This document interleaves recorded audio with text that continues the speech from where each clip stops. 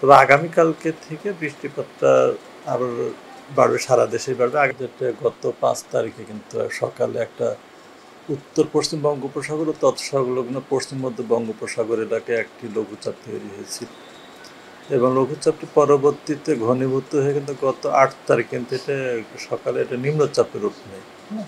পরবর্তীতে এটা কিন্তু আরও ঘনীভূত হয়ে গভীর নিম্নচাপে পরিণত হয় গতকালকে, এবং এটা কিন্তু গতকাল দুপুর নাগাদ কিন্তু এটা দুপুরের দিকে কিন্তু উপকূল অতিক্রম করছে উড়িষ্যার নিকট দিয়ে, এবং এটা কিন্তু বর্তমানে দুর্বল হয়ে উড়িষ্যা এবং তৎসংলগ্ন পূর্ব মধ্যপ্রদেশে এলাকায় অবস্থান করছে। এটা নিম্নচাপ আকারে, অর্থাৎ এটা দুর্বল হয়ে গেছে, দুর্বল হয়ে এখন স্থল নিম্নচাপ আকারে অবস্থান করছে উড়িষ্যা এবং তৎসংলগ্ন পূর্ব মধ্য প্রদেশে।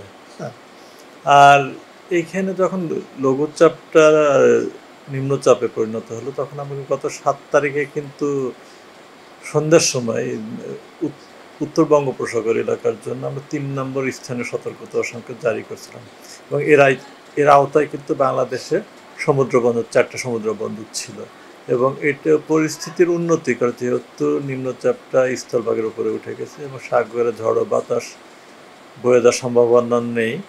এই অবস্থায় আমরা কিন্তু 3 নম্বর স্থানীয় সতর্ক সংকেত উঠিয়ে নিয়েছি আজকে সকাল 9টার সময়।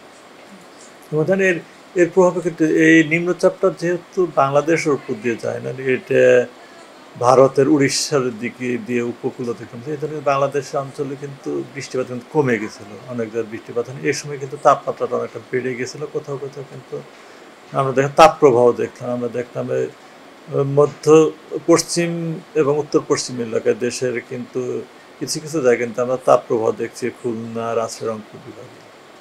তবে এটা তাপমাত্রা কমে আসছে, বৃষ্টিপাতের পরিমাণটা কিছুটা বাড়তেছে, এবং আগামী দিনগুলোতে বৃষ্টিপাতের পরিমাণ আরও বাড়বে, এবং আগামী 24 ঘন্টায় বৃষ্টিপাত দেশের দক্ষিণাঞ্চলে কিছুটা বাড়বে এবং উত্তর পশ্চিম এলাকায় তুলনামূলকভাবে কম থাকবে।